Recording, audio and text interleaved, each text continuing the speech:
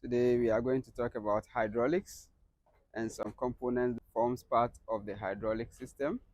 When we say hydraulics, is the use of fluid to transmit motion or power. Now, transmitting motion or power by the use of fluid, we may have two types: dynamic or hydrostatics.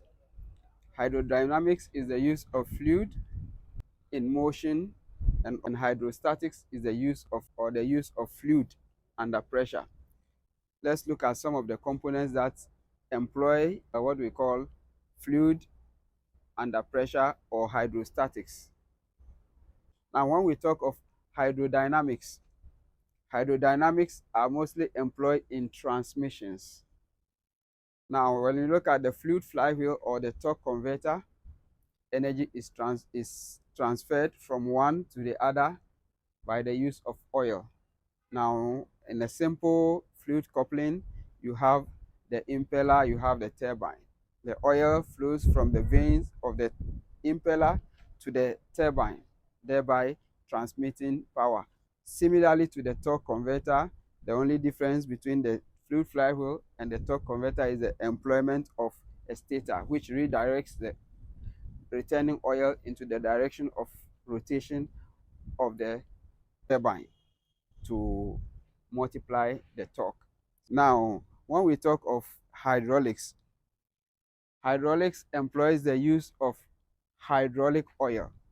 Now, what are the uses of this hydraulic oil?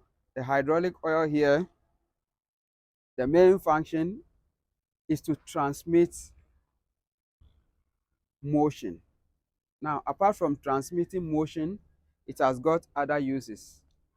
One, it has to be able to cool the system. Two, it has to be able to keep particles or contaminants in the system suspended in the oil until trapped by the filter. And then it has to also be able to lubricate the system. So those are some functions of the hydraulic oil. Now, the hydraulic pump is used to create flow. This is used to cause hydraulic oil to flow through the system, to keep the hydraulic oil flowing in the system until it is stopped. So this pump is used to create flow. Pressure comes in when there is a restriction in the flow line. When you put in a restriction, there will be pressure.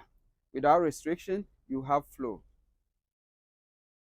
The pump here is a mechanical pump mounted on an engine or an electric motor. It can be driven mechanically from the power of the engine or an electric motor to convert the mechanical energy into a hydraulic flow or hydraulic energy. Now, this energy is used to drive components such as the hydraulic cylinder or hydraulic motors. Now, the hydraulic motor converts the hydraulic energy in the fluid into rotary motion to produce turning force.